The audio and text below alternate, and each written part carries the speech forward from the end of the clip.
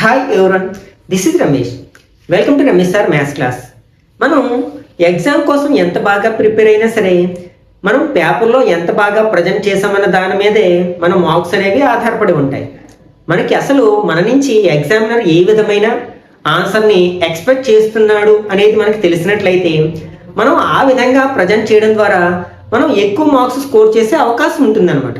అసలు మన ఎగ్జామ్ పేపర్స్ని ఏ విధంగా కరెక్ట్ చేస్తారు, అంటే ఎగ్జామినరు మన నుంచి ఏ విధమైన ఆన్సర్ని ఎక్స్పెక్ట్ చేస్తాడు అనేది ఈ వీడియోలో డీటెయిల్గా డిస్కస్ చేద్దాం. అసలు ప్రిన్సిపల్ ఆఫ్ వాల్యుయేషన్ అంటే ఏమిటి, మనకి ఒక క్వశ్చన్కి మార్క్స్ని స్టెప్ వైజ్ ఎలా అలాట్ చేస్తారు అనేది మనం తెలుసుకున్నట్లయితే, ఆ విధంగా మనం ఆన్సర్ని ప్రజెంట్ చేయడం ద్వారా ఎక్కువ మార్క్స్ స్కోర్ చేయడానికి అవకాశం ఉంటుంది. కాబట్టి ఈ వీడియోలో నేను ప్రీవియస్ అంటే 2023 ఏప్రిల్లో జరిగిన మ్యాథ్స్ పబ్లిక్ ఎగ్జామ్కి సంబంధించిన క్వశ్చన్ పేపర్కి యొక్క ప్రిన్సిపల్ ఆఫ్ వాల్యుయేషన్ని మీకు డీటెయిల్గా ఎక్స్ప్లెయిన్ చేయడానికి ప్రయత్నిస్తాను.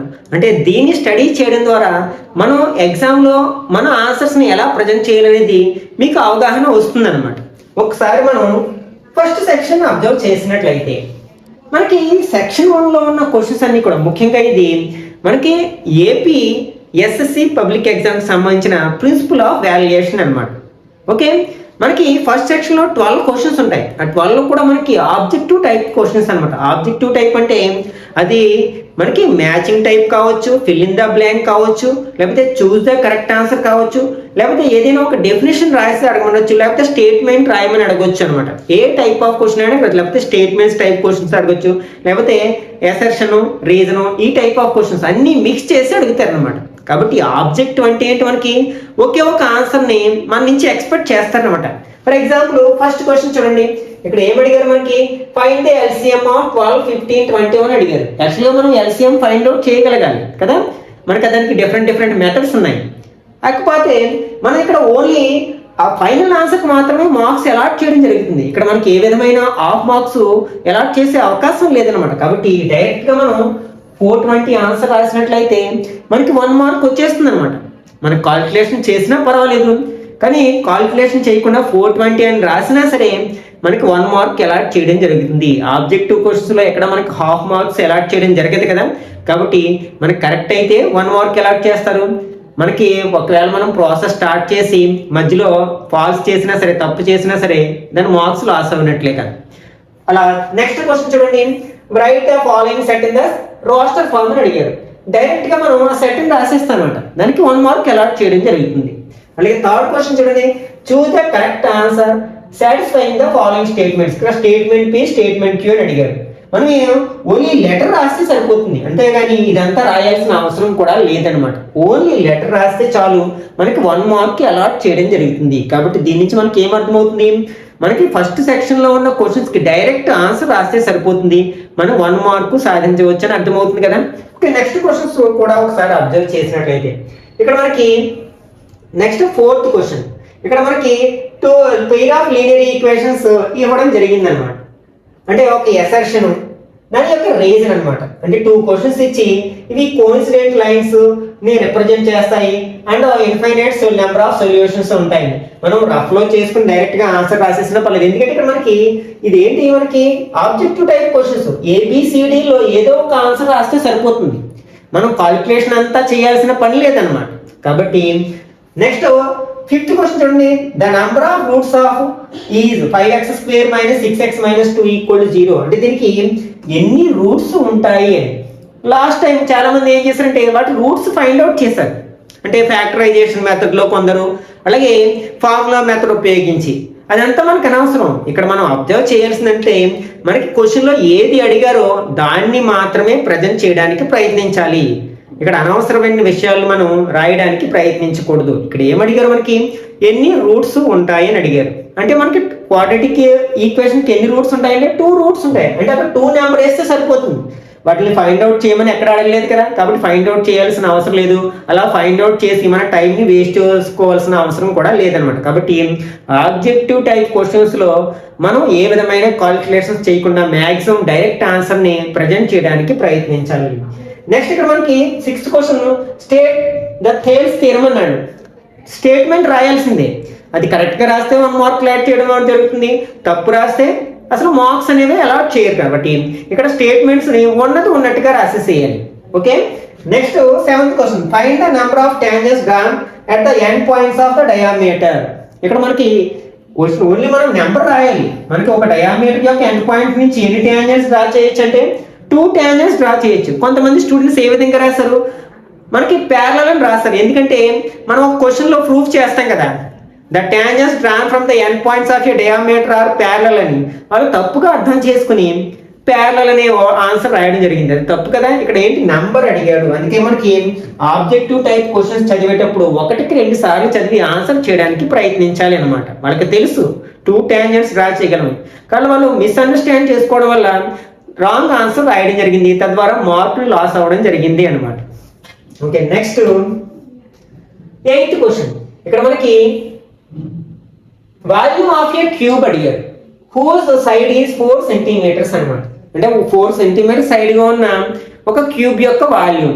మనం క్యూబ్ యొక్క వాల్యూమ్ అంటే ఏ క్యూబ్ అని ఏ ప్లేస్లో 4 రాసి 4 క్యూబ్ అంటే 64 ఇట్లా రాసిన నో ప్రాబ్లం. లేకపోతే డైరెక్ట్గా ఆన్సర్ వేసినా సరే మనకు మార్క్స్ అలాట్ చేయడం జరిగింది, అంతే కదా.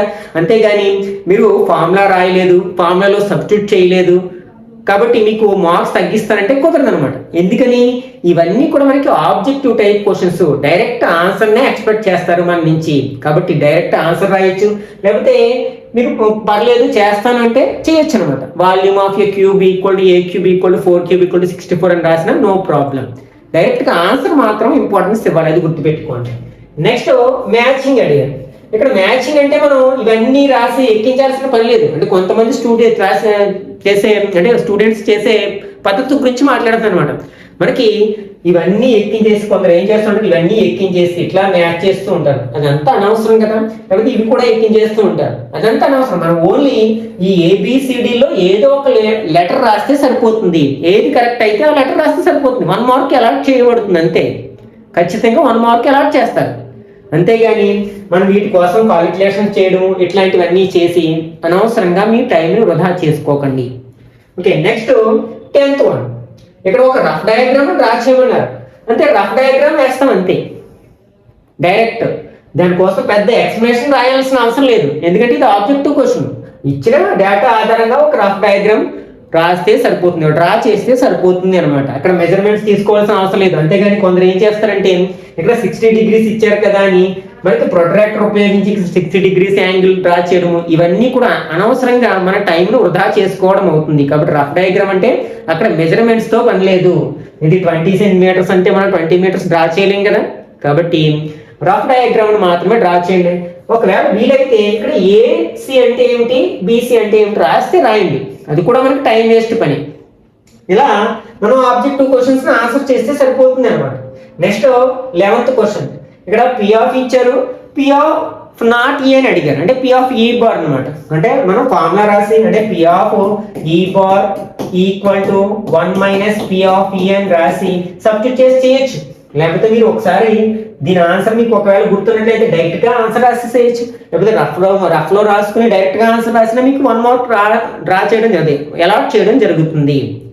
అలాగే next find the mean of the given data. యాక్చువల్గా మీన్ ఫైండ్ అవుట్ చేయడానికి మనకు ఫార్ములా ఏంటి, some of observations by number of observations. Direct గా మీరు సిగ్మా xi/n అండ్ ఫార్ములా రాసి సబ్స్టిట్యూట్ చేసిన నో ప్రాబ్లం. లేకపోతే డైరెక్ట్ గా ఆన్సర్ రాసినా సరే మీకు మార్క్స్ అలాట్ చేయడం జరుగుతుంది. అంతేగాని ఈ 5 ఎలా వచ్చింది, ఈ స్టూడెంట్ కాపీ చేశాడా, ఇట్లాంటివి అనవసరం అనమాట. అక్కడ ఏంటి ఆబ్జెక్టివ్ క్వశ్చన్ అంటే డైరెక్ట్ ఆన్సర్ ని చూసి మార్కులు అలాట్ చేయడం జరుగుతుంది, అది కూడా ఫుల్ మార్క్స్. మళ్ళీ 1.5 చేయడానికి అవకాశం లేదనమాట. 1కి 1 అలాట్ చేయడం జరుగుతుంది. కాబట్టి మీరు ఈ 12 క్వశ్చన్స్ని మ్యాక్సిమం డైరెక్ట్ ఆన్సర్ని మీరు రిప్రజెంట్ చేయడానికి ప్రయత్నించండి, ఎక్స్ప్రెస్ చేయడానికి ప్రజెంట్ చేయడానికి ప్రయత్నించండి. లేనిపోని కాలిక్యులేషన్స్ అన్నీ చేసి మీ టైంని వృధా చేసుకోవడానికి ప్రయత్నించకండి. ఓకే, ఇక మనం సెక్షన్ 2 గురించి మాట్లాడుకున్నట్లయితే ఇవి 2 మార్క్స్ క్వశ్చన్స్. మన నుంచి మినిమం ఒక 2 స్టెప్స్ ఎక్స్పెక్ట్ చేస్తారు. కాబట్టి తక్కువలో తక్కువ ఒక 2 స్టెప్స్ ఉండేటట్టు చేస్తే సరిపోతుంది అనమాట. ఇక్కడ ఏం చేయమన్నారు, ఇక్కడ 2 సెట్స్ ఇచ్చి దీన్ని ఏ ఇంటర్సెక్షన్ దీన్ని వెన్ డయాగ్రామ్ లో రిప్రజెంట్ చేయమన్నారు. ఓకే, ఇక్కడ మనకి ఫస్ట్ ఏం చేస్తాం, ఒక రెక్టాంగిల్ వేస్తాం, రెండు ఓవర్ ల్యాపింగ్ సర్కిల్స్ వేస్తాం, రెండిట్లో కామన్ గా ఉన్న ఎలిమెంట్స్ మధ్యలో రాసి ఇంకా బ్యాలెన్స్ ఉన్న ఎలిమెంట్స్ ఏలోని బిలోని రాసేస్తాం అన్నమాట. ఇట్లా రాస్తే సరిపోతుంది. ఇక్కడ మనకి ఏ ఇంటర్సెక్షన్ బి అంటే ఇక్కడ మనకి 2 మార్క్స్ ఇచ్చారు. అంటే వెన్ డయాగ్రామ్ లో రిప్రజెంట్ చేయడానికి 1 మార్కు, అలాగే దీని నుంచి A intersection B value find out చేయడానికి 1 మార్క్ అన్నమాట. ఇలా రాసి వదిలేసినట్లయితే మనకు 1 మార్క్ మాత్రమే అలాట్ చేయడం జరుగుతుంది.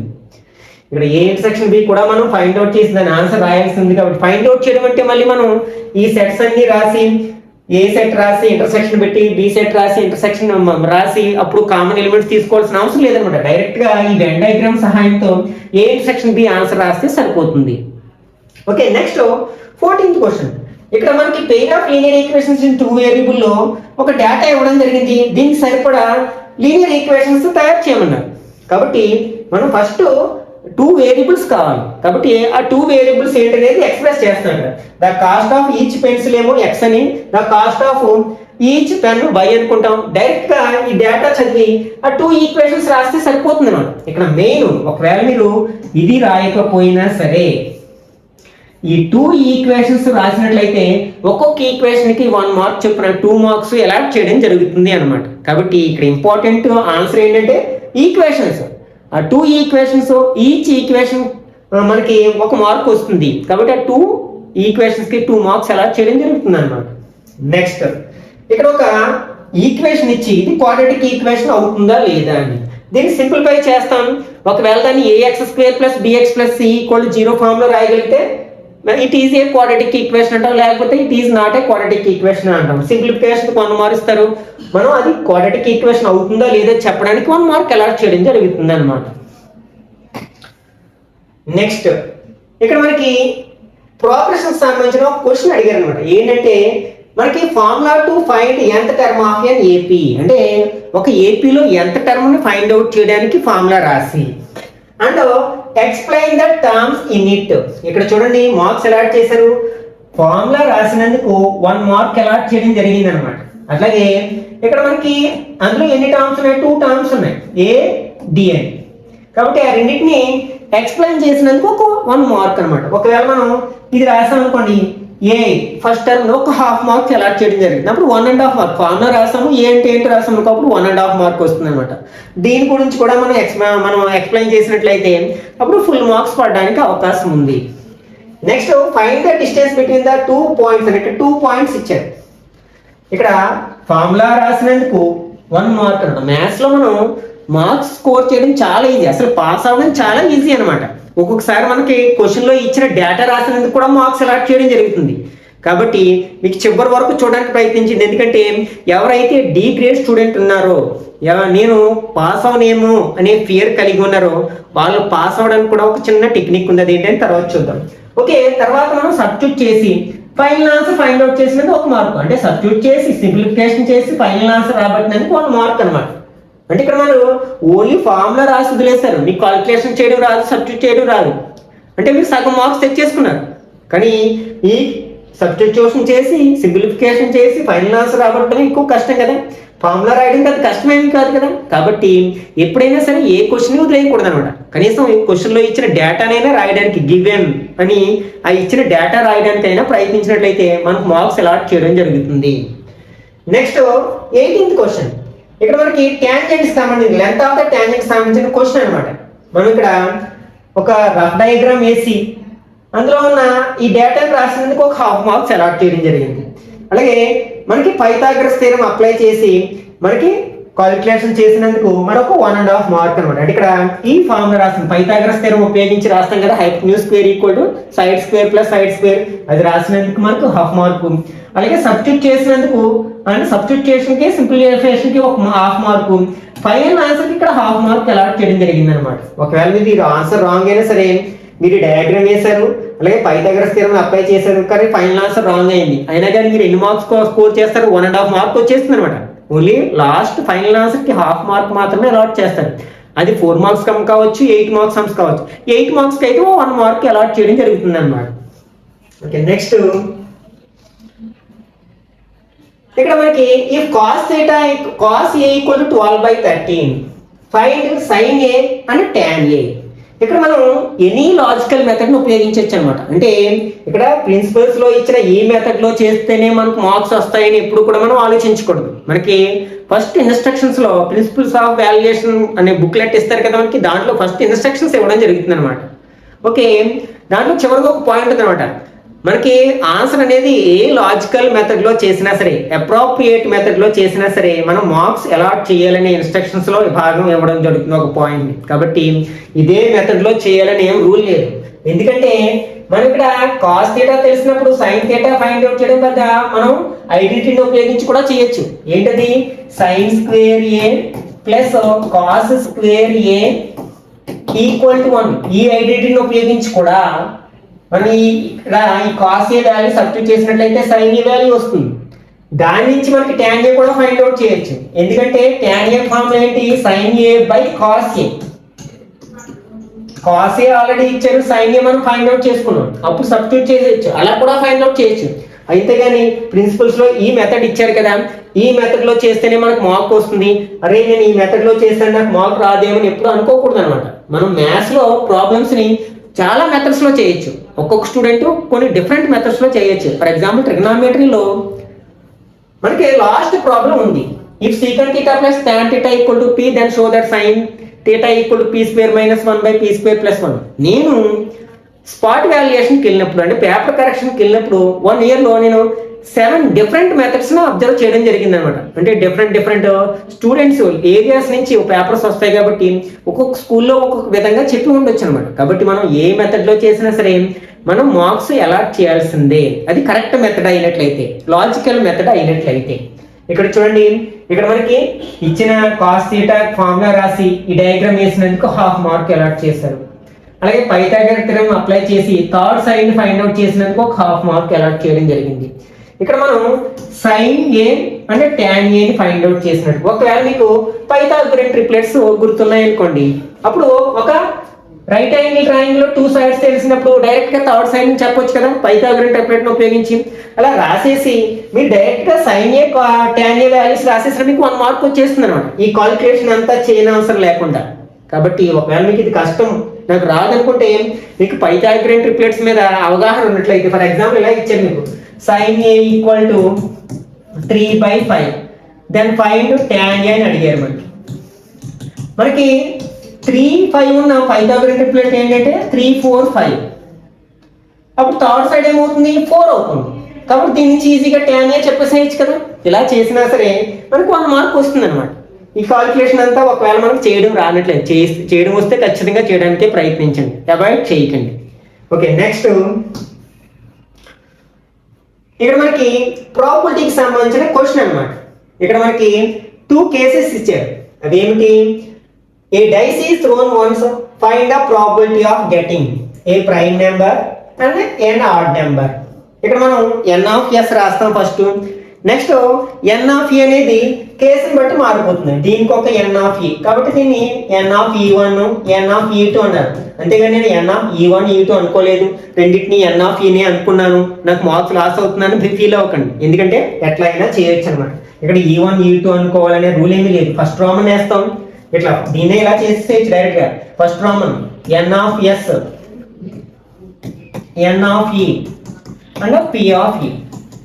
సెకండ్ రోమన్ వేస్తాం n(s), n(e) అండ్ p(e). ఓకే, ఇక్కడ n(s) ఇక్కడ డైస్ కాబట్టి ఎంత ఉంటుంది? 6 ఉంటుంది. నెక్స్ట్ ప్రైమ్ నెంబర్లు ఎన్ని ఉంటాయి? 3 ఉంటాయి. p(e) ఫార్ములా ఏంటి? n(e) by n(s) equal to 3/6. 3 table cut చేస్తే 1/2. ఇట్లా డైరెక్ట్ రాసేసేయచ్చు అనమాట. అంటే ఇక్కడ నేను ఏ అనుకున్నాను, ఇక్కడ ఏ అనుకున్నాను, అట్లా అనుకున్నానని మనకు మార్క్స్ తగ్గించడానికి అవకాశం ఏమీ లేదు. కాబట్టి ఇలాగే ఉండాలనే రూల్ ఏమీ లేదనమాట. అంటే దీనికి ఒక 1 మార్కు, దీనికి ఒక 1 మార్కు అలాట్ చేయడం జరుగుతుంది. ఒకవేళ మీకు ఇవేమీ తెలియదు, n(s) రాశారు, p(e) రాశారు, అప్పుడు 1 మార్క్ అలాట్ చేయడానికి అవకాశం ఉంది. కాబట్టి ఏ క్వశ్చన్ని వదలడానికి ప్రయత్నించకండి. నెక్స్ట్ థర్డ్ సెక్షన్ లో మనకి ఈచ్ క్వశ్చన్ క్యారీస్ 4 మార్క్స్. అంటే మనం అట్లీస్ట్ 4 స్టెప్స్ అయినా వెయ్యాలి అని అనుకుంటాం అనమాట. మరి లేని వాటికి ఎక్కడి నుంచి తీసుకొచ్చేస్తాం? కాబట్టి దాన్ని ప్రొలాంగ్ చేయడానికి ప్రయత్నించండి, దాన్ని ఎక్స్పాండ్ చేయడానికి ప్రయత్నించండి. ఒకవేళ 3 స్టెప్సే ఉన్నాయి, దాన్ని ఏమో 4 మార్క్స్ క్వశ్చన్స్గా అడిగారు, అప్పుడు మనం ఆ 3 స్టెప్స్లోనే రాయడానికి ప్రయత్నించాలన్నమాట. అంతేకాని ఇంకొక 4 లేని స్టెప్ని రాయడానికి ప్రయత్నించకూడదు. ఫర్ ఎగ్జాంపుల్ లాస్ట్ ఇయర్లోనే మనకి 2 + √6 ఇర్రేషనల్ నెంబర్ అని 8 మార్క్స్కి అడగడం జరిగింది. అది యాక్చువల్గా షార్ట్ ఆన్సర్ క్వశ్చన్ అనమాట. కొందరు మార్క్స్ వేయరనే ఉద్దేశంతో ఏంటంటే √6ని ఫస్ట్ ఇర్రేషనల్ నెంబర్ అని ప్రూఫ్ చేసి తర్వాత 2 + √6 is also irrational number because the sum of rational and irrational is also and irrational number అని రాయడం జరిగింది. అలా రాయాల్సిన అవసరం లేదు. కొందరు ఏంటంటే ప్రిన్సిపల్స్లో ఇలా ఇవ్వలేదు. కొందరు టీచర్స్ చాదస్తంగా ఏం చేయొచ్చు, ఇది ఈ మెథడ్లో మనకు ప్రిన్సిపల్స్ లేదు కదా కాబట్టి కొన్ని మార్క్స్ లెస్ చేయొచ్చు అనమాట. కాబట్టి ఉన్నది ఉన్నట్టుగానే రాయడానికి ప్రయత్నించండి. లేని స్టెప్స్ని జొప్పించడానికి ఎట్టి పరిస్థితుల్లోనే ప్రయత్నించి మార్క్స్ని లాస్ అవ్వకండి. ఓకే, నెక్స్ట్ ఇక్కడ ఎక్స్ వాల్యూ ఫైండ్ అవుట్ చేయమన్నారు. చూడండి ఇక్కడ గివెన్, ఇదేంటి ఎక్కడి నుంచో లేదు, మనం ఏం కాల్కులేషన్ చేయలేదు, డైరెక్ట్గా ఈ ప్రాబ్లంలో ఉన్నది తీసుకొచ్చి ఇక్కడ రాసేసాం. దానికోసం ఎన్ని మార్క్స్ అలాట్ చేశారు? 1 మార్క్స్. అంటే కాపీ రైటింగ్ అనమాట. క్వశ్చన్ పేపర్లో ఉన్నది చూసి మనం ఆన్సర్ షీట్లో ఎక్కించడానికి ఇక్కడ 1 మార్క్ అలాట్ చేయడం జరిగింది. ఓకే, నెక్స్ట్ ఈ 2ని ఈ 5² రాసినందుకు, హాఫ్నేమో √9గా రాసినందుకు 1 మార్క్. నెక్స్ట్ వాటి యొక్క వాల్యూస్ ఫైండ్ అవుట్ చేసినందుకు 1 మార్క్. డైరెక్ట్గా ఎక్స్ వాల్యూ ఫైండ్ అవుట్ చేసినందుకు 1 మార్క్ అనమాట. కాబట్టి ఒకసారి స్టెప్స్ని అబ్జర్వ్ చేస్తే తెలుస్తుంది మనం ఎంత ఈజీగా మార్క్స్ గెయిన్ చేయొచ్చు మ్యాథమెటిక్స్లో అని. Okay, next 22nd one. ఇక్కడ మనకి పాలినామియల్స్ అనే క్వశ్చన్స్ నుంచి అడగడం జరిగింది అనమాట. ఏంటి ఇక్కడ show that check whether -3 and 3 are zeros of the polynomial. అంటే -3 జీరో అవుతుందని వెరిఫై చేసినందుకు 1 మార్క్. అలాగే అంటే 2 మార్క్స్ టోటల్. అంటే ఫస్ట్ సబ్స్టిట్యూషన్, ఇక్కడ సబ్స్టిట్యూట్ చేసినందుకు 1 మార్క్, జీరో అవుతుందని చెప్పినందుకు 1 మార్క్. అలాగే ఇక్కడ 3ని సబ్స్టిట్యూట్ చేసినందుకు 1 మార్క్. అలాగే 0 రాబట్టినందుకు మరొక మార్క్ అనమాట. ఎంత సరిపోతుంది అనమాట. ఇంకా అదనంగా మనం రాయాల్సిన అవసరం ఏమీ లేదు. Next solve the pair of linear equations using elimination method. ఇక్కడ చూడండి, ఫస్ట్ మనం ఏం చేస్తాం, ఎలిమినేషన్ మెథడ్లో ఈక్వేషన్ సాల్వ్ చేయాలంటే x యొక్క కోఎఫిషియెంట్స్ అయినా y యొక్క కోఎఫిషియెంట్స్ అయినా ఈక్వల్ చేయాలి. ఓకే, ఇక్కడ చూడండి, దా ఈక్వల్ చేయడం కోసం మనకు 2 మార్క్స్ అలాట్ చేయడం జరిగింది. చూడండి ఏంటి ఇక్కడ మనకి, ఇక్కడ x యొక్క కోఎఫిషియెంట్ 3 ఉంది, ఇక్కడ x యొక్క కోఎఫిషియెంట్ 2 ఉంది. కాబట్టి ఏం చేస్తాం మనం, ఈ 2తో ఈ 3 అంటే 2ని దేంతో మల్టిప్లై చేసినా 3 వచ్చే ఛాన్స్ లేదు. అప్పుడు ఏం చేస్తాం, ఈ 2ని తీసుకెళ్ళి 3 తోటి, 3ని తీసుకెళ్ళి 2 తోటి ఈ ఈక్వేషన్ని మల్టిప్లై చేస్తాం కదా. అలా ఫస్ట్ ఈక్వేషన్ మల్టిప్లై చేసినందుకు 1 మార్కు, అలాగే సెకండ్ ఈక్వేషన్ 3తో మల్టిప్లై చేసినందుకు మరొక మార్కు. 2 మార్క్స్ అలాట్ చేయడం జరిగింది. నెక్స్ట్ ఇక్కడ మనం ఎక్స్ వాల్యూ ఫైండ్ అవుట్ చేసినందుకు, వై వాల్యూ ఫైండ్ అవుట్ చేసినందుకు, ఎక్స్ వాల్యూ ఫైండ్ అవుట్ చేసినందుకు 1 మార్క్ ఇవ్వడం జరిగింది అనమాట. అంటే ఓన్లీ మనం జస్ట్ మల్టిప్లై చేసామంతే, ఇక్కడ ఏ విధమైన కాలిక్యులేషన్ చేయలేదు. అట్లా చేయడం ద్వారా మనం 2 మార్క్స్ గెయిన్ అవ్వచ్చు అనమాట. ఓకే, నెక్స్ట్ ఇది మనం క్వాడ్రాటిక్ ఈక్వేషన్లోకి ఇచ్చిన డేటాని క్వాడ్రాటిక్ ఈక్వేషన్లో ఎక్స్ప్రెస్ చేయడం అనమాట. ఇది మనకి 4 మార్క్స్లో అడగడం జరిగింది అనమాట. ఇక్కడ ఏంటి, ఇక్కడ వాళ్ళిద్దరు ఏజెస్ని వేరియబుల్ తీసుకుని చెప్పినందుకు 1 మార్క్ అలాట్ చేయడం జరిగింది. అంటే రోహన్స్ ప్రజెంట్ ఏజ్ x అయితే వాళ్ళ మదర్స్ ప్రజెంట్ ఏజ్ x+26 అవుతుంది అని చెప్పినందుకు 1 మార్క్. అలాగే 3 ఇయర్స్ తర్వాత వాళ్ళ ఏజెస్ ఎంత ఉంటాయో చెప్పినందుకు మరొక 1 మార్క్. ఇప్పుడు వీటిని తీసుకెళ్ళి ఇచ్చిన డేటాలో product of their ages after 3 years will be 360 అని రాశారు కదా, అట్లా రాసినందుకు 1 మార్క్. ఫైనల్గా మనం ఒక క్వాడ్రాటిక్ ఈక్వేషన్ రాబట్టినందుకు 1 మార్క్ అనమాట. ఇట్లా మనకి 4 స్టెప్స్కి 4 మార్క్స్ అలాట్ చేయడం జరిగింది. Next draw A tangent to a given. ఇక్కడ ట్యాంజెంట్స్ డ్రా చేయమన్నారు. అయితే చాలామంది మనకి ట్యాంజెంట్స్ డ్రా చేయడం అనేది లాంగ్ ఆన్సర్లో అడిగే క్వశ్చన్ కదా అని జస్ట్ రఫ్ డయాగ్రామ్ డ్రా చేయడం జరిగింది. కానీ అది తప్పు అనమాట. ఇక్కడ 4 మార్క్స్ క్వశ్చన్ అంటే మనం కన్స్ట్రక్షన్ చేయాలన్నమాట. అంటే ఇట్లాగా ఒక సర్కిల్ డ్రా చేసి రఫ్గా ఇట్లా 2 ట్యాంజెంట్స్ డ్రా చేసిస్తారనమాట. కానీ ఇది కరెక్ట్ కాదు కదా, మనం కన్స్ట్రక్షన్ చేయాల్సి ఉంటుంది అనమాట. ఏంటవి, మనకి కాంపాస్ని వీటిని ఉపయోగించి కన్స్ట్రక్ట్ చేయాలి. ఇక్కడ చూడండి, ఒక సర్కిల్ డ్రా చేస్తే 1 మార్క్ అలాట్ చేశారు.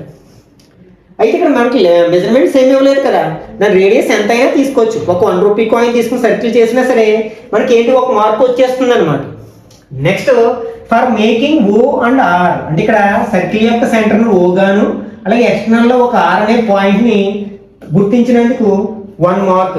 అంటే ఈ రెండింటికి అనమాట. అంటే సర్కిల్ డ్రా చేసినందుకు హాఫ్ అనుకుంటే పాయింట్స్ గుర్తించినందుకు హాఫ్, మొత్తం మీద 1 మార్క్ అలాట్ చేయడం జరిగింది.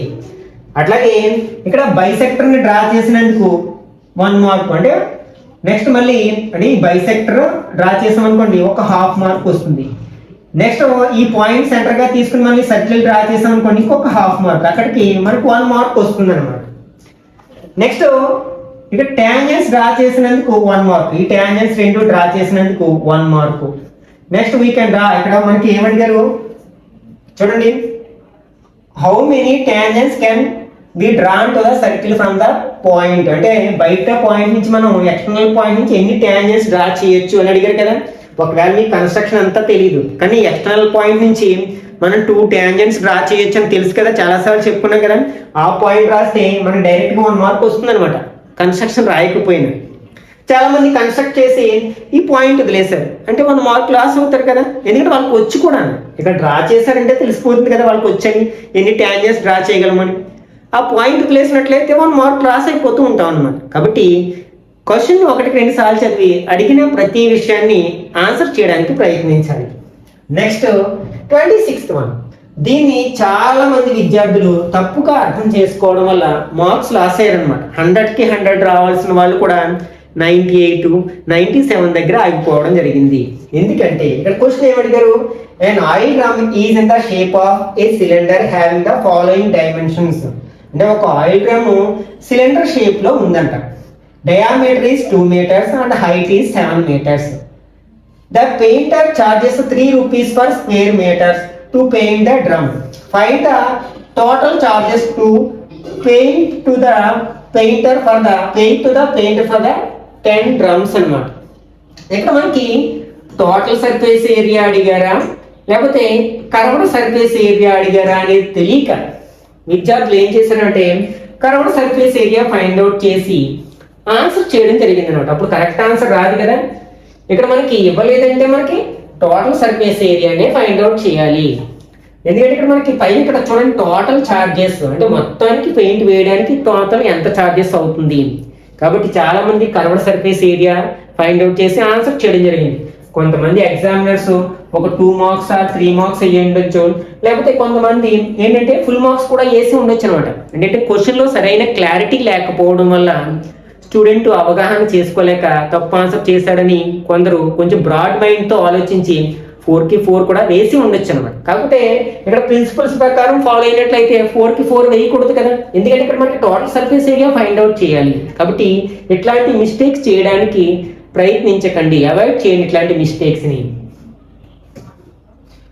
నెక్స్ట్ 27th క్వశ్చన్, ఇక్కడ మనకి ట్రిగనోమెట్రీ నుంచి అడగడం జరిగింది అనమాట. ఇక్కడ మనకి 1 - tan square a by cot square a minus 1 = tan square a అని ప్రూఫ్ చేయమన్నారు. ఓకే, ఇట్లా cot a ప్లేస్ లో 1/tan a అని ప్రూఫ్ చేసిన రాసినందుకు 1 మార్కు. అలాగే ఇక్కడ మనకి ఈ 2 స్టెప్స్ కంటే ఒక్కొక్క స్టెప్ కి 1 మార్క్ అనమాట. అంటే సబ్స్టిట్యూట్ చేసి ఎల్సిఎం తీసుకున్నందుకు అనమాట. దీన్ని ఇదే మెథడ్ లో చేయడం లేదు. కొందరు ఏం చేస్తారు, tan square a ని sin square a by cos square a అని రాస్తారు. అలాగే cot square a ని cos square a by sin square a అని రాసి ఎల్సిఎంస్ తీసుకుని ఇట్లా చేస్తారు అనమాట. అప్పుడు కూడా మనకు ఫుల్ మార్క్స్ అలాట్ చేయడం జరుగుతుంది అనమాట. ఓకే, నెక్స్ట్ ఇక్కడ మనకి మోడ్ అడగడం జరిగింది అనమాట. ఇక్కడ డేటా ఇచ్చారు. అసలు యాక్చువల్గా చూడండి, ఇక్కడ టేబుల్ డ్రా చేసినందుకు మనకి ఏ విధమైన మార్క్స్ అలాట్ చేయలేదు. కాబట్టి ఈ టేబుల్ని మళ్ళీ మనం డ్రా చేయాల్సిన అవసరం లేదనమాట. ఇచ్చిన టేబుల్ని ఉపయోగించుకుని ఇక్కడ మనకి హైయెస్ట్ ఫ్రీక్వెన్సీ ఉన్నది క్లాస్ ఇది కాబట్టి దీన్ని మనం మోడల్ క్లాస్ అంటామని రాసేసి అప్పుడు దీని నుంచి L value, F1 value, F0 value, F2 value రాసేసుకుని డైరెక్ట్గా ఫార్ములా రాసి సబ్స్టిట్యూట్ చేస్తే సరిపోతుంది అనమాట. అంటే ఇక్కడ మనకి టేబుల్ ఇచ్చారు కదా, దీనికి కూడా మార్క్స్ అలాట్ చేస్తారని లేదు. ఇక్కడ ఎక్కడ మార్క్స్ అలాట్ చేయలేదు కదా. ఇక్కడ చూడండి మార్క్స్ అలాట్మెంట్ ఎలా జరిగింది, మనం ఫార్ములాలో ఉండే వాటి యొక్క వాల్యూస్ రాసినందుకు 1 మార్క్ ఇచ్చారనమాట. మనకి ఫార్ములాలో ఏమేమి అవసరం, ఈ ఫార్ములా పర్టికులర్ మొదట రాసేసేయచ్చు. మనం ఈ ఫార్ములా రాసినందుకు 1 మార్క్ ఇచ్చేస్తాం. మనం కాల్కులేషన్ రాదు, అసలు చేయడం రాదు. ఫార్ములా వచ్చుంటే మనం ఫార్ములా రాసేస్తాం, అప్పుడు 1 మార్క్ వస్తుంది. వదిలేయకూడదు అనమాట దేన్ని. ఓకే, ఫార్ములాలో ఉన్న ఈ వాల్యూస్ ఈ వేరియబుల్స్ యొక్క వాల్యూస్ రాసినందుకు 1 మార్కు. నెక్స్ట్ ఇక్కడ సబ్స్టిట్యూట్ చేసినందుకు 1 మార్కు. ఇక్కడ నుంచి చూడండి ఈ 4 స్టెప్స్కి 1 మార్క్ మాత్రమే అలాట్ చేయడం జరిగింది. ఇదే కష్టమైన పని కదా. ఫార్ములా రాయడం ఈజీ, ఆ వాల్యూస్ రాయడం ఈజీ, సబ్స్టిట్యూట్ చేయడం రాయడం ఈజీ. యావరేజ్ స్టూడెంట్ కూడా చేయగలుగుతాడు. కాలిక్యులేషన్ రాసి కరెక్ట్ ఆన్సర్ని ఎవరు రాబట్టగలుగుతారంటే బాగా చదివే విద్యార్థి, above average and clever student మాత్రమే చేయగలుగుతాడు. కానీ దీని అంతటికి 4 స్టెప్స్కి ఓన్లీ 1 మార్క్ మాత్రమే అలాట్ చేయడం జరిగింది. కానీ ఈ 3 మార్క్స్ చాలా ఈజీగా, అంటే బిలో యావరేజ్ స్టూడెంట్ కూడా రాయగలుగుతాడు. ఫార్ములా రాయడం వచ్చు, అందులో వాల్యూస్ రాయడం వచ్చు, సబ్స్టిట్యూట్ చేయడం వచ్చు, కాలిక్యులేషన్ చేయడమే రాకపోవచ్చు అనమాట. కాబట్టి ఇక్కడ వరకు చేస్తేనే మనకి 3 మార్క్స్ వచ్చేసాయి. ఈ విషయాన్ని గుర్తుపెట్టుకోండి. నెక్స్ట్ ఇక్కడ నుంచి మనకి లాంగ్ ఆన్సర్ టైప్ క్వశ్చన్స్ అనమాట. ఇక్కడ చూడండి 6 + √2 ఇర్రేషనల్ నెంబర్ అని ప్రూఫ్ చేయమన్నాడు. సింపుల్ గా మనం టెక్స్ట్ బుక్ లో ఎలా ఉందో అలా చేసేసుకుంటాం. దీన్ని ఫస్ట్ ఏమనుకుంటాం, ఒక రేషనల్ నెంబర్ అనుకుంటాం. a/b ఫామ్ లో కానీ p/q ఫామ్ లో కానీ రాస్తాం కదా, అట్లా రాస్తాం. నెక్స్ట్ మనం ఈ 6 ని RHS లోకి తీసుకెళ్తాం. ఈ 2 స్టెప్స్ కి 2 మార్క్స్ అలాట్ చేయడం జరిగింది. ఓకే, తర్వాత ఇక్కడ మనం ఈ RHS ని p/q ఫామ్ లోకి రాస్తాం. ఇక్కడ మనకి ఏపీలు మనకి ఇంటీజర్స్ అయినట్లయితే వాటితో ఫామ్ అయ్యే ప్రతి నెంబరు రేషనల్ నెంబర్ అవుతుంది. కాబట్టి ఇక్కడ √2 కూడా మనకి రేషనల్ నెంబర్ అవుతుంది అని చెప్పేస్తాం. ఇక్కడ మనకి ఇది అంతా కూడా మనకి షార్ట్ ఆన్సర్ టైప్ క్వశ్చన్ అనమాట. కానీ దేనికి అడగడం జరిగింది, 8 మార్క్స్కి అడగడం జరిగింది. ఇట్లా మనం కొన్ని స్టెప్స్ రాసి పూర్తిగా చేయలేకపోవచ్చు కొందరు స్టూడెంట్స్, కానీ కొన్ని స్టెప్స్ వరకు తీసుకువెళ్ళగలుగుతారు. వాళ్ళు మ్యాక్సిమం 60 to 70 ఈజీగా స్కోర్ చేస్తారు అనమాట. ఎందుకంటే మనకి లాస్ట్ ఫైనల్ ఆన్సర్కి చాలా తక్కువ మార్క్స్ మాత్రమే అలాట్ చేయడం జరుగుతుంది. నెక్స్ట్ ఇది ఏపీలో అనమాట, అంటే ప్రోగ్రెషన్, అర్థమెటిక్ ప్రోగ్రెషన్ సంబంధించిన క్వశ్చన్ అనమాట. ఇక్కడ చూడండి, ఇక్కడ ఏఎన్ 2 రామన్స్ ఇచ్చారు, ఏఎన్ వాల్యూస్ ఇచ్చారు. ఏం ఫైండ్ అవుట్ చేయమన్నారు, show that A1 A2 A3 AN form an AP. అంటే ఇక్కడ మనకి A1 మొదటి ఫస్ట్ టర్మ్ ఎలా వస్తుంది, n ప్లేస్ లో 1 రాస్తే వస్తుంది. కాబట్టి AN ఇచ్చారు, A1 అలా 3 టర్మ్స్ ఫైండ్ అవుట్ చేసాం. అట్లా చేసినందుకు 1 మార్క్. డిఫరెన్సెస్ ఫైండ్ అవుట్ చేస్తాం. A2 - A1 A3 - A2 A4 - A3 find out చేస్తే అది ఈక్వల్ గా వస్తే అది AP అవుతుంది. ఓకే, తర్వాత ఏమంటారు, find the sum of first 15 terms. SN formula రాసినందుకు 1 మార్క్ అలాట్ చేయడం జరుగుతుంది. అలాగే సబ్స్టిట్యూట్ చేసి కాలిక్యులేషన్ చేసినందుకు 1 మార్క్ అనమాట. ఓకే, ఫస్ట్ టర్మ్స్ రాసినందుకు 1 మార్కు, అది ఏపీ అని ప్రూఫ్ చేసినందుకు 1 మార్కు, ఫార్ములా రాసినందుకు 1 మార్కు, సబ్స్టిట్యూట్ చేసి కాలిక్యులేట్ చేసినందుకు మనకు మార్క్ అలాట్ చేయడం జరుగుతుంది. అలాగే సెకండ్ రామన్ కూడా మార్క్స్ అలాట్ చేస్తారనమాట. నెక్స్ట్ ఇది మనకి మెన్సురేషన్ సంబంధించిన క్వశ్చన్ అనమాట. ఇక్కడ క్వశ్చన్ ఏంటంటే మనకి find the volume of the largest right circular cone that can be cut out of a cube whose edge is 7 centimetres. ఇట్లా మనం ఒక క్యూబ్ ని కట్ చేసి ఒక కోన్ గా తయారు చేయగలిగినట్లయితే, లార్జెస్ట్ కోన్ ని తయారు చేసినట్లయితే దాని వాల్యూమ్ ఎంత అంటే, ఇట్లా దీని యొక్క బేస్ యొక్క 4 ఎడ్జెస్ ని తాగుతూ దాని బేస్ ని, అలాగే ఈ వెర్టెక్స్ ఉంటుంది కదా, అది టాప్ ఎడ్జ్ ని తాగేటట్లు మనం తయారు చేయగలుగుతాం. ఇది ఎక్స్ప్లెయిన్ చేశారు అనమాట. దానికోసం ఎన్ని మార్క్స్ అలాట్ చేశారు, 1 మార్క్ అలాట్ చేయడం జరిగింది. అట్లాగే ఇక్కడ ఇచ్చిన వాల్యూస్ రాసినందుకు చూడండి, అంటే దీని యొక్క ఎడ్జ్ అంటే క్యూబ్ యొక్క ఎడ్జ్ ఆ బేస్ యొక్క డయామీటర్ సేమ్ అవుతాయి. అవి రాసినది చూడండి 1.5 మార్క్ అనమాట. ఓకే, ఇక్కడ హైట్ అండ్ డయామీటర్ రాసినందుకు 1.5 మార్కు అలాట్ చేయడం జరిగింది. Height is equal to height of the cone is equal to edge of the cube అని, అలాగే డయామీటరు, అలాగే హైట్ రాసినందుకు ఒక్కొక్క దానికి హాఫ్ మార్క్ చొప్పున 1.5 మార్క్ అలాట్ చేయడం జరిగింది. అలాగే ఈ డయామీటర్ తెలిస్తే రేడియస్ ఫైండ్ అవుట్ చేయొచ్చు కదా, దాన్ని బై 2 చేస్తే దానికి 1 మార్క్ అలాట్ చేయడం జరిగింది. అలాగే ఇక్కడ ఫార్ములా రాసినందుకు చూడండి ఒకసారి, ఫార్ములా రాసినందుకు ఎన్ని మార్క్స్, 2 మార్క్స్ అనమాట. చాలా మనం ఫార్ములాస్ చదువుకుంటే చాలా మార్క్స్ స్కోర్ చేయొచ్చు. ఓన్లీ 1/3 πr² అని రాసినందుకు 2 మార్క్స్ అలాట్ చేయడం జరిగింది. నెక్స్ట్ సబ్స్టిట్యూట్ చేసి ఇక్కడ మనకి 3 స్టెప్స్ ఉన్నాయి, 2.5 మార్క్స్ అలాట్ చేయడం జరిగింది. అంటే మనకి ఒక్కొక్క స్టెప్కి హాఫ్ మార్క్ అంటే ఎక్కువ కదా. సబ్స్టిట్యూట్ చేస్తే ఇంకొక మార్క్ వచ్చేస్తుంది ఆటోమేటిక్గా. దాన్ని సింప్లిఫై చేసి ఫైనల్ ఆన్సర్ రాబడితే మనకు 1 మార్క్ వస్తుంది అనమాట. కాబట్టి మ్యాక్సిమం స్టార్ట్ చేసి ఇచ్చిన డేటాను రాసి మనం ఏం ఫైండ్ అవుట్ చేయాలో రాసి ఫార్ములా వరకు రాసినా సరే మనం 60 to 70% మార్క్స్ని స్కోర్ చేయగలుగుతున్నాం ప్రతి క్వశ్చన్లో కూడా. నెక్స్ట్ ఇక్కడ సెట్కి సంబంధించిన క్వశ్చన్, ఇక్కడ 8 రామన్స్ ఇచ్చారు కాబట్టి ఈచ్ రామన్కి 1 మార్క్ అలాట్ చేసుకుంటూ వెళ్ళడం జరిగింది అన్నమాట. కాబట్టి అన్ని స్టెప్స్ అన్ని 8 చేసామో లేదో ఒకసారి వెరిఫై చేసుకోవాలన్నమాట.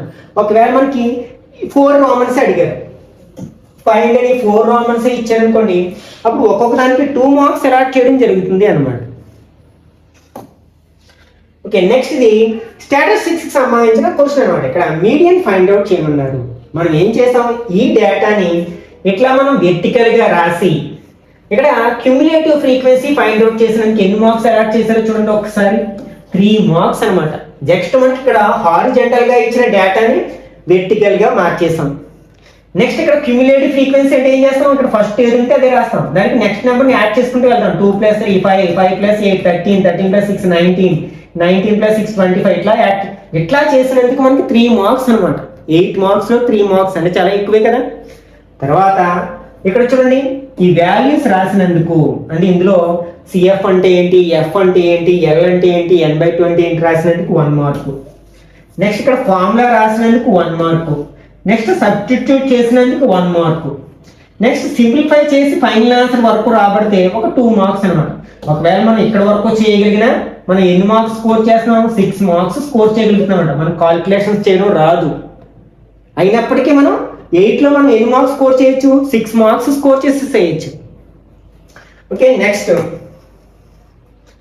ఇది మనకి కోఆర్డినేట్ జామెట్రీలోంచి అడిగిన క్వశ్చన్ అనమాట. దీన్నే ఒకసారి మనకి షార్ట్ ఆన్సర్ టైప్ క్వశ్చన్ అడగొచ్చు, లేకపోతే లాంగ్ ఆన్సర్ టైప్ క్వశ్చన్ అడగొచ్చు. ఒకసారి చూడండి మార్క్స్ అలాట్మెంట్ ఎంత బాగుందో. ఇక్కడ 3 పాయింట్స్ ఇచ్చారు, ఇది కొలినియర్ అయితే బి వాల్యూ ఫైండ్ అవుట్ చేయమన్నారు. ఇక్కడ చూడండి, ఇవి 3 పాయింట్స్ కొలినియర్ అయితే దాని ఏరియా 0 అవుతుందని చెప్పినందుకు 1 మార్క్ అలాట్ చేయడం జరిగింది. కొలినియర్ పాయింట్స్ అని ఎప్పుడంటాం, the area found by the 3 vertices, అంటే ఒక ట్రయాంగిల్లో డ్రా చేయలేం కదా. కొలినియర్ పాయింట్స్ అంటే ఒక స్ట్రైట్ లైన్ మీద ఉండే పాయింట్స్, అంటే అప్పుడు ఆ 3 పాయింట్స్ ఉపయోగించి మనం ట్రయాంగిల్ని కన్స్ట్రక్ట్ చేయలేము, అంటే దాని ఏరియా 0 అనమాట. If 3 points are collinear then the triangle formed by the points is 0 square units the area అని రాసినందుకు 1 మార్క్ అలాట్ చేయడం జరిగింది. ఇక్కడ చూడండి, మనం ప్రతి పాయింట్లో ఫస్ట్ది x1, y1, x2, y2, x3, y3 అనుకుంటాం కదా. ఇక్కడ చూడండి, అట్లా అనుకున్నందుకు 1 మార్క్ అలాట్ చేయడం జరిగింది. ఇందులో మనం కొత్తగా ఏమైనా కాల్కులేషన్స్ చేసామా, లేకపోతే లేనిది ఏమైనా రాసామంటే మనకి క్వశ్చన్ పేపర్లో ఉన్న వాటికి చిన్న చిన్న పేర్లు పెట్టాం. ఫస్ట్ పాయింట్లో ఉన్న ఆ కోఆర్డినేట్స్ని ఫస్ట్ దాని x1 అని, y1 అని, తర్వాత x2, y2 అని రాసినందుకు 1 మార్క్ అలాట్ చేయడం జరిగింది. అలాగే ఏరియా ఆఫ్ ట్రయాంగిల్, ఇక్కడ చూడండి ఒకసారి, ఏరియా ఆఫ్ ట్రయాంగిల్ ఫార్ములా రాసినందుకు 2 మార్క్స్ అలాట్ చేయడం జరిగింది. అంటే దీన్ని బట్టి మనం ఒకసారి ఈ ప్రిన్సిపల్స్ ఆఫ్ వాల్యుయేషన్ స్టడీ చేసినట్లయితే ఓన్లీ ఫార్ములాస్ రాసినందుకే మనం ఇంచుమించు 20 to 25 మార్క్స్ స్కోర్ చేసామేమో ఫస్ట్ నుంచి అబ్జర్వ్ చేసినట్లయితే. అంటే అక్కడికే మనం పాస్ మార్క్స్ దగ్గరగా వచ్చేస్తాం అనమాట. ఓకే, నెక్స్ట్ ఇక్కడ చూడండి, ఆ ఫార్ములాలో ఆ వాల్యూస్ని సబ్స్టిట్యూట్ చేసినందుకు, ఈ వాల్యూస్ తీసుకొచ్చి ఇందులో సబ్స్టిట్యూట్ చేసినందుకు 2 మార్క్స్. ఇక్కడ వరకు చూడండి ఒకసారి, ఇక్కడ వరకు చాలా ఈవెన్ బిలో యావరేజ్ స్టూడెంట్ కూడా చేయగలుగుతాడు అనమాట. ఏంటి, ఇచ్చిన డేటాను రాసి ఫార్ములా రాసి సబ్స్టిట్యూట్ చేయడం వరకు బిలో యావరేజ్ స్టూడెంట్ కూడా చేయగలుగుతాడు. అంటే 8లో 6 మార్క్స్ స్కోర్ చేయగలుగుతాడు బిలో యావరేజ్ స్టూడెంట్ కూడా. ఇంకా కాలిక్యులేషన్ చేసి ఫైనల్ ఆన్సర్ రాబట్టినందుకు ఓన్లీ 2 మార్క్స్ మాత్రమే అలాట్ చేయడం జరిగింది. కాబట్టి మనం ఇచ్చింది రాయాలి, ఫార్ములా రాయాలి, సబ్స్టిట్యూట్ చేయాలి, అంటే more than half of the marks వచ్చేస్తాయి ఈజీగా. ఓకే, నెక్స్ట్ ఇక్కడ మనకి అప్లికేషన్స్ ఆఫ్ ట్రిగ్నోమెట్రీ. ఇక్కడ మనకి ఇచ్చిన డేటా ఆధారంగా ఒక రఫ్ డయాగ్రామ్ ని డ్రా చేసినట్లయితే మనకి 1 మార్క్ అలాట్ చేయడం జరిగింది. ఒక్కొక్కసారి దీనికే 2 మార్క్స్ కూడా అలాట్ చేశారు ప్రీవియస్ ఎగ్జామ్స్లో అనమాట. అంతకుముందు పబ్లిక్ ఎగ్జామ్స్లో ఓన్లీ డయాగ్రామ్ డ్రా చేసినందుకే 2 మార్క్స్ అలాట్ చేశారు. ఒక్కొక్కసారి మారుతూ ఉంటుంది అనమాట. అలాగే ఇచ్చిన డేటాను రాసినందుకు ఒక 2 మార్క్స్ అనమాట. అంటే క్వశ్చన్లో ఉన్న డేటాని ఎక్కించినందుకు ఒక 2 మార్క్స్ అలాట్ చేయడం జరిగింది.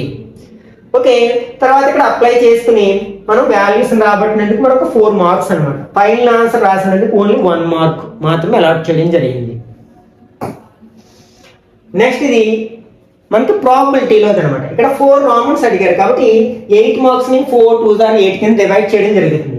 చూడండి, ఇక్కడ n of e రాసినందుకు, అలాగే ఫార్ములా రాసి సబ్స్టిట్యూట్ చేసినందుకు 2 మార్క్స్. ఇక్కడ ఎన్ ఆఫ్ ఈ రాసినందుకు ఫార్ములా రాసి సబ్స్టిట్యూట్ చేసినందుకు 2 మార్క్స్. ఇట్లా అంటే ఫార్ములా రాసి సబ్స్టిట్యూట్ చేసినందుకు ఇంకొక 2 మార్క్స్ అనమాట. కాబట్టి ఇక్కడ ఒకే ఫార్ములాని మనం ఎన్నిసార్లు రాసాం? 4 టైమ్స్ రాసాం. జస్ట్ మారింది ఏంటంటే ఎన్ ఆఫ్ ఎస్ అన్నిటికీ కాన్స్టెంట్ గా ఉంటుంది మోస్ట్ ఆఫ్ ద కేసెస్ లో. ఎన్ ఆఫ్ ఈనే మారుతూ ఉంటుంది అనమాట. ఇట్లా నేను అందుకే చెప్పేది ప్రతి దాంట్లో ఎన్ ఆఫ్ ఈ, ఎన్ ఆఫ్ ఎస్, పి ఆఫ్ ఈ రాసేసుకోండి. కొన్ని స్టెప్స్ సగం మార్క్స్ అలాట్ చేయడం జరుగుతుంది. మీకు క్వశ్చన్ ఆన్సర్ చేయడం రాదు, అసలు ప్యాక్ ముక్కల గురించి తెలియదు, అయినా అది రాసి ఆ ఫార్ములా రాయండి, మీకు సగం మార్క్స్ వరకు వచ్చేస్తాయన్నమాట. ఓకే, నెక్స్ట్ ఇక్కడ మనకి కన్స్ట్రక్షన్ అన్నమాట. ఒక్కసారి మనం మార్క్స్ అలాట్మెంట్ చూసినట్లయితే ఇది సిమిలర్ ట్రయాంగిల్స్ లోంచి అడిగిన కన్స్ట్రక్షన్ అనమాట. ఇక్కడ మార్క్స్ అలాట్ చేసి for constructing the triangle with given measurements. అంటే ఇక్కడ మెజర్మెంట్స్ ఇచ్చారు కదా, ఈ మెజర్మెంట్స్ తో మనం ఈ ట్రయాంగిల్ ని కన్స్ట్రక్ట్ చేసినందుకు మనకి 2 మార్క్స్ అలాట్ చేయడం జరిగింది. మనం construction of triangles already 7th class లో నేర్చుకుని ఉన్నాం కదా, కాబట్టి మనం ఈజీగా కన్స్ట్రక్ట్ చేయొచ్చు. అంటే 2 మార్క్స్ వచ్చేసాయి. తర్వాత డ్రాయింగ్ ఏ రే, అంటే ఇట్లా స్కేల్ ఉపయోగించి ఒక రే డ్రా చేసినందుకు 1 మార్క్ అలాట్ చేశారు. నెక్స్ట్ ఇక్కడ 3 పాయింట్స్ లొకేట్ చేసినందుకు, ఈక్వల్ డిస్టెన్స్ లో ఉన్న 3 పాయింట్స్ ని లొకేట్ చేసినందుకు 1 మార్కు. నెక్స్ట్ ఇట్లా జాయిన్ చేసి దీనికి ప్యారలల్ లైన్ డ్రా చేసినందుకు ఒక 2 మార్క్స్. అలాగే ఇక్కడ ప్యారలల్ లైన్ డ్రా చేసినందుకు మరొక 2 మార్క్స్. ఇక్కడ చూడండి, స్టెప్స్ ఆఫ్ కన్స్ట్రక్షన్స్ కి ఏ విధమైన మార్క్స్ అలాట్ చేయలేదన్నమాట. అంటే ఓన్లీ మనం కన్స్ట్రక్ట్ చేసి వదిలేస్తే సరిపోతుంది, మనం స్టెప్స్ ఆఫ్ కన్స్ట్రక్షన్ రాయాల్సిన అవసరం లేదు. ముఖ్యంగా CD grade students construction work చేయగలుగుతారు కానీ స్టెప్స్ ఆఫ్ కన్స్ట్రక్షన్ రాయలేకపోతారు ఓన్ వర్డ్స్ లో. కాబట్టి వాళ్ళు కూడా మనకి ఫుల్ మార్క్స్ స్కోర్ చేయొచ్చు అనమాట. ఎందుకంటే ఇక్కడ మనకి స్టెప్స్ ఆఫ్ కన్స్ట్రక్షన్ రాయడానికి మనకి మార్క్స్ అలాట్ చేయలేదు, అలాగే రఫ్ డయాగ్రామ్ డ్రా చేయడానికి కూడా మనకి మార్క్ అలాట్ చేయలేదు. ఓన్లీ కన్స్ట్రక్షన్ కి ఫుల్ గా 8 మార్క్స్ ని అలాట్ చేయడం జరిగింది. Okay, next graph. ఇది మనకి పాలినామియల్స్ అనే చాప్టర్ నుంచి అడిగిన గ్రాఫ్ అన్నమాట. ఇక్కడ ఏం చెప్పారు, ఈ x² - 3x - 4 అనే పాలినామియల్ కి గ్రాఫ్ ని డ్రా చేసి జీరోస్ ఫైండ్ అవుట్ చేయమన్నారు.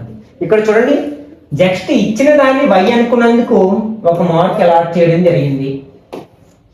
Okay, next for finding the points. ఇక్కడ మనకి దీన్ని కొన్ని పాయింట్స్ ఫైండ్ అవుట్ చేస్తాయి కదా, ఇలా బాక్స్ డ్రా చేసి కొన్ని పాయింట్స్, అంటే ఈ బాక్స్ అంతా కూడా మనం డ్రా చేసినందుకు 3 మార్క్స్ అలాట్ చేయడం జరిగింది అనమాట. ఇంకా మనం గ్రాఫ్ షీట్ వరకు వెళ్ళలేదు, జస్ట్ ఇచ్చిన డేటాని రాసాము, నెక్స్ట్ కొన్ని పాయింట్స్ ని ఫైండ్ అవుట్ చేసాం. అక్కడికి మనకి సగం మార్క్స్ వచ్చేసాయి. 1 + 3 4 మార్క్స్ వచ్చేసాయి. కనీసం గ్రాఫ్ షీట్ ని మనం ఏమి ఉపయోగించకుండానే సగం మార్క్స్ స్కోర్ చేసాము అనమాట. నెక్స్ట్ చూడండి, to plot the points and draw parabola. Points గుర్తించి ఈ పరాబోలాని డ్రా చేసినందుకు 3 మార్క్స్ అన్నమాట. అంటే ఫస్ట్ మనం x axis y axis draw చేసి ఇలా పరాబోలా డ్రా చేసామంటే మనకి ఎన్ని మార్క్స్ వస్తాయి అనమాట? 3 మార్క్స్ వస్తాయి. ఒకవేళ మీరు పరాబోలా డ్రా చేయకుండా x యాక్సిస్ ఒక హారిజంటల్ లైన్ డ్రా చేశారు, ఒక వెర్టికల్ లైన్ డ్రా చేసి ఇది 0 అని పెట్టి ఇక్కడ నెంబర్స్ రాసినట్లయితే మీకు కొన్ని మార్క్స్ వచ్చేస్తాయి. ఆ 3 మార్క్స్ లో 1 మార్క్ 1.5 మార్క్ అలాట్ చేయడం జరుగుతుంది. ఫర్ ఫైండింగ్, ఇక్కడ మనకి జీరోస్ ఫైండ్ అవుట్ చేసినందుకు ఓన్లీ 1 మార్క్ మాత్రమే. మీరు గ్రాఫ్ వరకు డ్రా చేశారు కానీ ఫైనల్ గా జీరోస్ ఏంటి అనేది రాయలేదు, అయినా కానీ మీకు ఎన్ని మార్క్స్ స్కోర్ చేయగలుగుతున్నారు? 7 మార్క్స్ స్కోర్ చేయగలుగుతున్నారు అన్నమాట. కాబట్టి ఒకసారి మనం దీన్ని స్టడీ చేసినట్లయితే, ఈ ప్రిన్సిపల్స్ ఆఫ్ వాల్యూస్ ని స్టడీ చేసినట్లయితే మనం మ్యాథమెటిక్స్ లో ఎంత ఈజీగా మార్క్స్ స్కోర్ చేయొచ్చు అనేది మీకు క్లియర్గా అర్థమవుతుంది కదా. ఓన్లీ క్వశ్చన్ పేపర్లో ఇచ్చిన డేటాను రాయడం ద్వారా, నెక్స్ట్ నేర్చుకున్న ఫార్ములాని రాయడం ద్వారా, సబ్స్టిట్యూట్ చేయడం ద్వారా more than half of the marks, సగం కంటే ఎక్కువ మార్క్స్ స్కోర్ చేయొచ్చని మనకి ఈజీగా అర్థమవుతుంది. కాబట్టి మీరు ముఖ్యంగా డి గ్రేడ్ వాళ్ళ గురించి నేను చెప్పేది ఏంటంటే, ముఖ్యంగా డి గ్రేడ్ స్టూడెంట్స్ గురించి, ఎవరైతే నేను పాస్ అవనేమో ఫెయిల్ అయిపోతానేమో అని ఎవరైతే భయపడుతున్నారో వాళ్ళు చేయాల్సిన పని ఏమిటి అంటే, మనకి మ్యాథమెటిక్స్ క్వశ్చన్ పేపర్లో 33 క్వశ్చన్స్ ఉంటాయి కదా, అన్ని క్వశ్చన్స్ని అటెంప్ట్ చేయడానికి ప్రయత్నించండి. అందులో మీకు వచ్చినవి ఉండొచ్చు, రాకపోయినా ఉండొచ్చు. ఫస్ట్ 12 క్వశ్చన్స్ ఉన్నాయి, 12 నెంబర్స్ వేసేసేయండి. ఏదో ఒకటి రాయండి. ఆల్ఫాబెట్స్లో రాయగలుగుతారు కదా, ఏబిసిడీలో ఏదో ఒకటి పెట్టగలుగుతారు కదా, ఇచ్చిన డేటాలో ఏదో ఒకటి రాసేయగలుగుతారు కదా, ట్రూ ఆర్ ఫాల్స్ ఏదో ఒకటి రాయగలుగుతారు కదా. ఏదో నెంబర్ అడిగాడు, మీకు ఏం ఐడియా లేదు, ఏదో ఒక నెంబర్ వేసేసేస్తారు కదా. కాబట్టి ఆన్సర్ షీట్లో క్వశ్చన్ పేపర్లో ఉన్న 33 క్వశ్చన్స్ కనిపించాలి అన్నమాట. ఎలాగా? ఓన్లీ క్వశ్చన్ నెంబర్ వేసి వదిలేయమనడం లేదు నేను.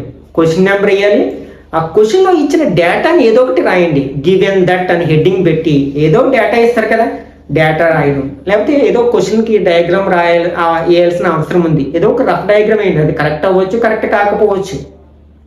కాబట్టి ఇలా మీరు 33 క్వశ్చన్స్ ఆన్సర్ షీట్లో కనిపించేటట్లు చేసి ఏదో ఒకటి గివెన్ డేటా రాసినా, లేకపోతే మీకు వచ్చిన ఫార్ములాస్ రాసినా సరే, మీరు ఎంత తక్కువలో తక్కువ 40 మార్క్స్ స్కోర్ చేయగలుగుతారంట. అసలు మ్యాథ్స్లో ఫెయిల్ అవ్వడం అనే ఛాన్సే లేదు. ఇంకా మరొక సీక్రెట్ ఏంటంటే, మీరు 40 కూడా స్కోర్ చేయక్కర్లేదు. మీరు 30 వరకు వచ్చారు అంటే ఏ ఎగ్జామినర్ కూడా మిమ్మల్ని ఫెయిల్ చేయడానికి ఇష్టపడడు అనమాట. మ్యాక్సిమం మీరు పాస్ మార్క్స్ దగ్గరికి వచ్చేసారు కదా. కాబట్టి ఇలాంటి సమయంలో ఎగ్జామినర్ ఏం చేస్తారంట, 1 మార్క్ వేయాల్సిన చోట 1.5 మార్కులు వేస్తాడనమాట. 2 మార్క్స్ వేయాల్సిన చోట 3 మార్క్స్ వేస్తాడనమాట. మేవుతోలాగా మిమ్మల్ని పాస్ చేయడానికి ప్రయత్నిస్తాడు. కాబట్టి ఇక్కడ మీరు 30 మార్క్స్ అయినా స్కోర్ చేయడానికి సిద్ధంగా ఉండాలి. మరి ఇప్పుడు ఈ ప్రిన్సిపల్స్ ఆఫ్ వాల్యుయేషన్ స్టడీ చేస్తే అసలు 30 మార్క్స్ స్కోర్ చేయడం అసలు కష్టమే కాదని మీకే అర్థమైపోతుంది కదా. ఎందుకంటే ఇచ్చిన డేటాను రాసినందుకు మార్క్స్ ఇచ్చేశాడు, జస్ట్ ఫార్ములా రాసినందుకు మార్క్స్ ఇచ్చేశారు, అందులో సబ్స్టిట్యూట్ చేసినందుకు మార్క్స్ ఇచ్చేసేసారు. ఫైనల్ ఆన్సర్కి చాలా తక్కువ మార్క్స్ మాత్రమే అలాట్ చేశారు. కాబట్టి ఇదే కాన్ఫిడెంట్తో మీరు ఎగ్జామ్కి వెళ్ళి ఆ 33 క్వశ్చన్స్ని ఏదో విధంగా ఆ నెంబర్స్ అన్ని మీకు ఎగ్జామ్ ఆన్సర్ షీట్లో కనిపించాలి అనమాట. ఏదో ఒకటి రాయాలి. అది ఇచ్చిన డేటా అయినా రాస్తారో, లేకపోతే ఏదో ఫార్ములా రాస్తారో, లేకపోతే దానికి రిలేటెడ్గా ఏదైనా ఒక డయాగ్రామ్ వేస్తారో, ఏదో ఒకటి వేసి రండి. మీరు పాస్ అవ్వకపోతే నన్ను అడగండి. కాబట్టి ఇప్పుడు మనం చెప్పుకున్న ఈ టిప్స్ని ఫాలో అవుతూ రేపు పబ్లిక్ ఎగ్జామ్లో మీరు ఎగ్జామ్ బాగా రాసి మంచి మార్క్స్ స్కోర్ చేయాలని ఆకాంక్షిస్తున్నాను. I wish you all the best. ఈ వీడియో నచ్చినట్లయితే లైక్ చేయండి, అలాగే మీ ఫ్రెండ్స్ కూడా షేర్ చేయండి.